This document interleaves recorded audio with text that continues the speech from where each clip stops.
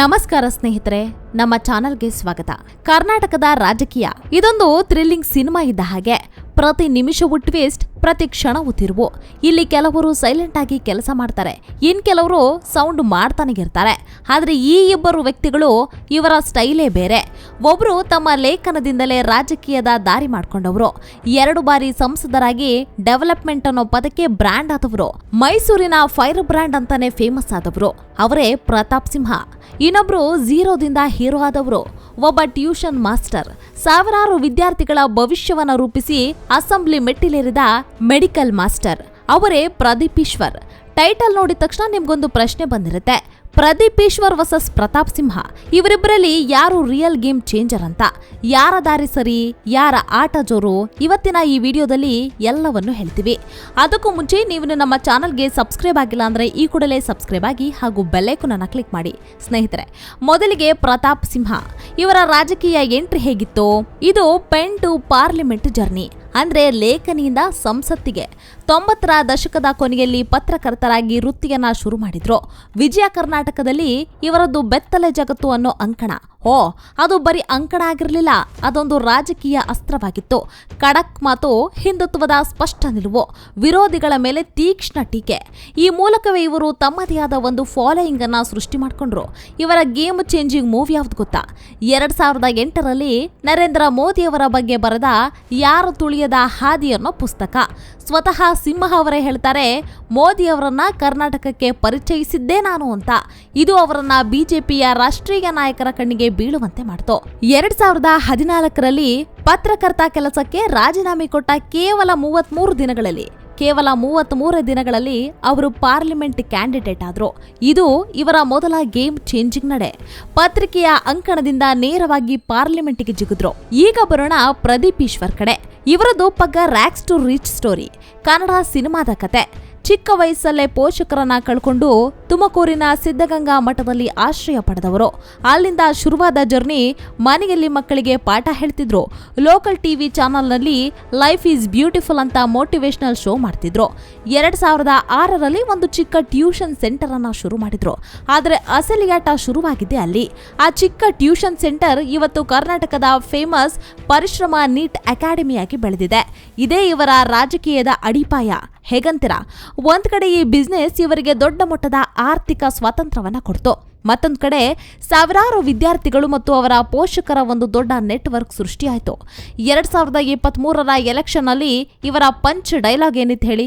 ಎದುರಾಳಿ ಅಂದಿನ ಆರೋಗ್ಯ ಮಂತ್ರಿ ಡಾಕ್ಟರ್ ಕೆ ಸುಧಾಕರ್. ಇವರು ಹೇಳಿದ್ರು, ಸುಧಾಕರ್ ಅವರು ಮೆಡಿಕಲ್ ಮಿನಿಸ್ಟರ್ ಇರಬಹುದು, ಆದ್ರೆ ನಾನು ಮೆಡಿಕಲ್ ಮಾಸ್ಟರ್ ಅಂತ. ಒಂದೇ ಒಂದು ಡೈಲಾಗ್ ಇಡೀ ಕ್ಷೇತ್ರದ ಲೆಕ್ಕಾಚಾರವನ್ನೇ ಬದಲಾಯಿಸಿತು.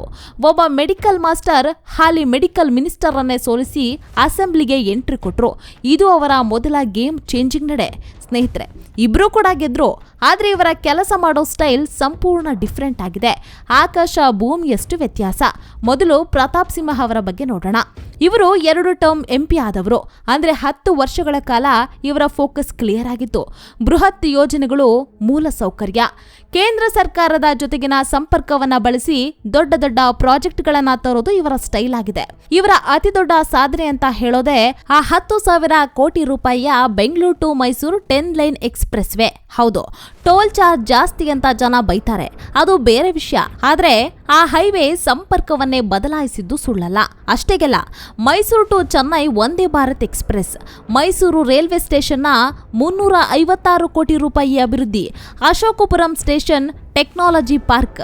ಹೀಗೆ ಇವರ 10 ವರ್ಷದ ರಿಪೋರ್ಟ್ ಕಾರ್ಡ್ ನೋಡಿದ್ರೆ ಬರೀ ದೊಡ್ಡ ದೊಡ್ಡ ಪ್ರಾಜೆಕ್ಟ್ಗಳೇ ಕಾಣಿಸ್ತವೆ. ಇವರ ಮಾಡೆಲ್ ಟಾಪ್ ಡೌನ್ ಅಪ್ರೋಚ್ ಆಗಿದೆ, ಅಂದ್ರೆ ಮೇಲಿಂದ ಅಭಿವೃದ್ಧಿಯನ್ನ ತರೋದು. ಇನ್ನು ಈಗ ಪ್ರದೀಪ್ ಈಶ್ವರ್ ಕಡೆ ಬನ್ನಿ. ಇವರದ್ದು ಬಾಟಮ್ ಅಪ್ ಅಪ್ರೋಚ್, ಪೂರ್ತಿ ಉಲ್ಟಾ. ಇವರು ಗೆದ್ದ ಮರುಕ್ಷಣದಿಂದಲೇ ಸರ್ಕಾರ ರಚನೆ ಆಗೋಕ್ಕೂ ಮೊದಲೇ ಹಳ್ಳಿಗಳಿಗೆ ವಿಸಿಟ್ ಕೊಡೋಕೆ ಶುರು ಮಾಡಿದ್ರು. ನಮಸ್ತೆ ಚಿಕ್ಕಬಳ್ಳಾಪುರ ಅನ್ನೋ ಕಾರ್ಯಕ್ರಮವನ್ನ ಶುರು ಮಾಡಿದ್ರು. ಪ್ರತಿದಿನ ಜನರ ಮನೆ ಬಾಗಿಲಿಗೆ ಹೋಗಿ ಮಾತನಾಡಿಸೋದು.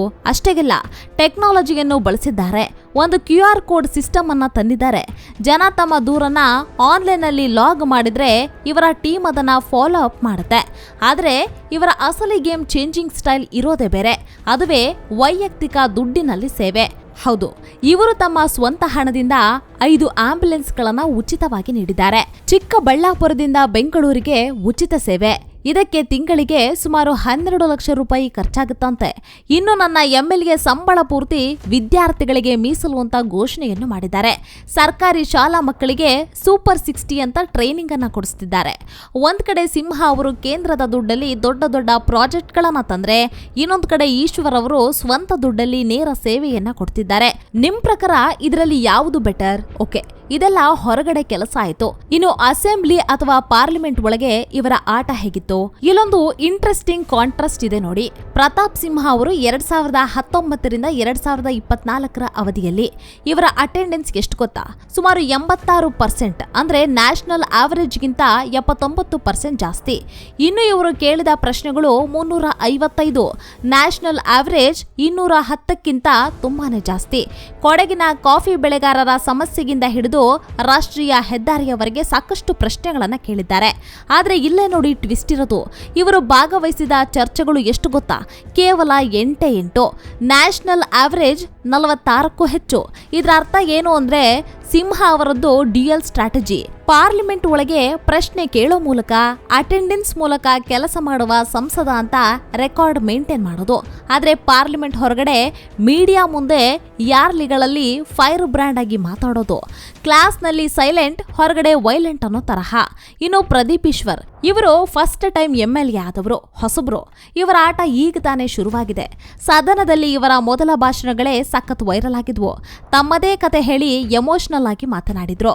ನಾನು ಮುಂದೊಂದು ದಿನ ಶಿಕ್ಷಣ ಮಂತ್ರಿ ಆಗ್ತೀನಿ ಅಂತ ದೊಡ್ಡ ಗುರಿಯನ್ನ ಹೇಳ್ಕೊಂಡಿದ್ದಾರೆ. ಆದ್ರೆ ಸದ್ಯಕ್ಕೆ ಇವರ ಆಡಳಿತದ ಶೈಲಿಗಿಂತ ಇವರ ವೈಯಕ್ತಿಕ ವರ್ಚಸ್ಸೇ ಜಾಸ್ತಿ ಸೌಂಡ್ ಅನ್ನ ಮಾಡ್ತಾ ಇದೆ. ರಾಜಕೀಯ ಅಂದ್ಮೇಲೆ ವಿವಾದಗಳು ಇರಲೇಬೇಕಲ್ವಾ? ಆದ್ರೆ ಇವರಿಬ್ಬರ ವಿವಾದಗಳ ಸ್ವರೂಪವೇ ಬೇರೆ ಬೇರೆ. ಸ್ನೇಹಿತರೆ, ಪ್ರತಾಪ್ ಸಿಂಹ ಅವರದ್ದು ಹೆಚ್ಚಾಗಿ ಐಡಿಯಾಲಜಿಕಲ್ ಕಾಂಟ್ರವರ್ಸಿಗಳು, ಅಂದ್ರೆ ಸೈದ್ಧಾಂತಿಕ ವಿವಾದಗಳು. ಟಿಪ್ಪು ಜಯಂತಿ ಆಚರಣೆಗೆ ತೀವ್ರ ವಿರೋಧವನ್ನ ವ್ಯಕ್ತಪಡಿಸಿದ್ರು. ಮೈಸೂರಿನ ಬಸ್ ಸ್ಟಾಪ್ ಮೇಲಿನ ಗುಂಬಾಜ್ ನೋಡಿ ಅದನ್ನ ನಾನೇ ಒಡೆದು ಹಾಕ್ತೀನಿ ಅಂತ ಗುಡುಗಿದ್ರು.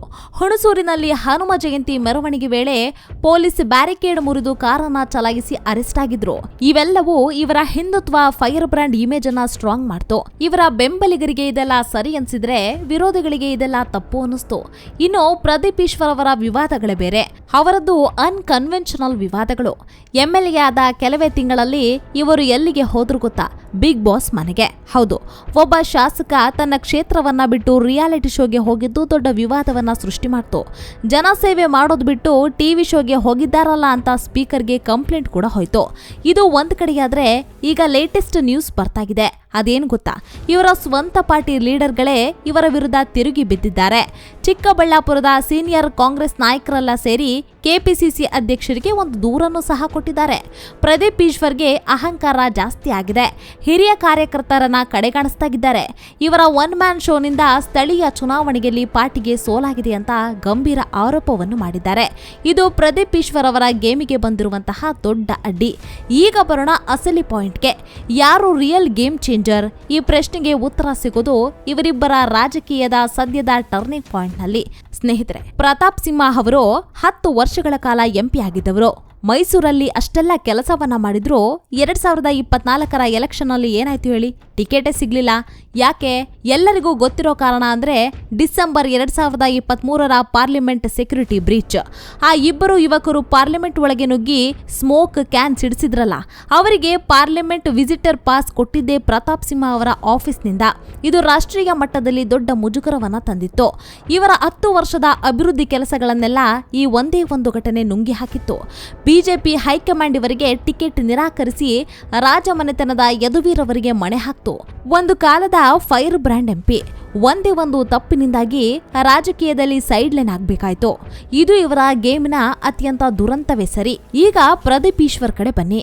ಇವರು ಮೆಡಿಕಲ್ ಮಿನಿಸ್ಟರ್ನೇ ಸೋಲಿಸಿ ಗೆದ್ದು ಬೀಗಿದ್ದವರು. ತಮ್ಮ ಸ್ವಂತ ದುಡ್ಡಲ್ಲೇ ಸೇವೆ ಮಾಡಿ ಹೊಸ ಮಾದರಿ ರಾಜಕಾರಣಿ ಅಂತ ಹೆಸರು ಮಾಡಿದ್ರು. ಆದ್ರೆ ಈಗ ಸ್ವಂತ ಪಕ್ಷದವರಿಂದಲೇ ವಿರೋಧ ವ್ಯಕ್ತವಾಗ್ತಾ ಇದೆ. ಬಿಗ್ ಬಾಸ್ ವಿವಾದ. ಈ one man show style party ಆರ್ಗನೈಸೇಷನ್ಗೆ ಡ್ಯಾಮೇಜ್ ಮಾಡ್ತಿದೆ ಅನ್ನೋ ಆರೋಪ ಕೂಡ ಇದೆ. ಪ್ರದೀಪ್ ಈಶ್ವರ್ ಅವರು ರಾಜಕೀಯದ ಗೇಮ್ ಅನ್ನ ಬದಲಾಯಿಸಲು ಬಂದ್ರು. ಆದ್ರೆ ಪಾರ್ಟಿ ರಾಜಕೀಯದ ರೂಲ್ಸ್ ಅನ್ನೇ ಅವರು ಮರೆತಿದ್ದಾರಾ? ಒಬ್ಬ ವ್ಯಕ್ತಿಯ ವರ್ಚಸ್ಸು ಮತ್ತು ದುಡ್ಡು ಒಂದು ಸಂಸ್ಥೆಯಾದ ಪಾರ್ಟಿಗಿಂತ ದೊಡ್ಡದಾಗೋಕೆ ಸಾಧ್ಯನಾ? ಇದು ಇವರ ಮುಂದಿರುವ ಅತಿ ದೊಡ್ಡ ಸವಾಲು. ಸ್ನೇಹಿತರೆ, ಹಾಗಾದ್ರೆ ಇವರಿಬ್ಬರಲ್ಲಿ ಯಾರು ಬೆಸ್ಟ್? ಪ್ರತಾಪ್ ಸಿಂಹ ಅವರು ದೊಡ್ಡ ದೊಡ್ಡ ಹೈವೇಯನ್ನ ತಂದು ಅಭಿವೃದ್ಧಿಯ ಗೇಮನ್ನ ಚೇಂಜ್ ಮಾಡಿದ್ರ, ಆದ್ರೆ ಕೊನೆ ಒಂದೇ ಒಂದು ವಿವಾದದಿಂದ ತಮ್ಮ ಗೇಮನ್ನೇ ಕಳೆದುಕೊಂಡ್ರ, ಅಥವಾ ಪ್ರದೀಪ್ ಈಶ್ವರ್ ಸ್ವಂತ ದುಡ್ಡಲ್ಲಿ ಆಂಬ್ಯುಲೆನ್ಸ್ ಓಡಿಸಿ ಮನೆ ಮನೆಗೆ ಹೋಗಿ ರಾಜಕಾರಣಿ ಅಂದ್ರೆ ಹೀಗಿರ್ಬೇಕು ಅನ್ನೋ ಸೇವೆಯ ಗೇಮನ್ನೇ ಚೇಂಜ್ ಮಾಡಿದ್ರ, ಆದ್ರೆ ಪಾರ್ಟಿಯ ಒಳಗಿನ ಗೇಮ್ ಆಡೋಕೆ ಗೊತ್ತಿಲ್ಲದೆ ತಮ್ಮದೇ ಪಾರ್ಟಿಯಿಂದ ವಿರೋಧವನ್ನ ಕಟ್ಕೊಂಡು ಆರಂಭದಲ್ಲೇ ಎಡುತ್ತಾ ಇದ್ದಾರ.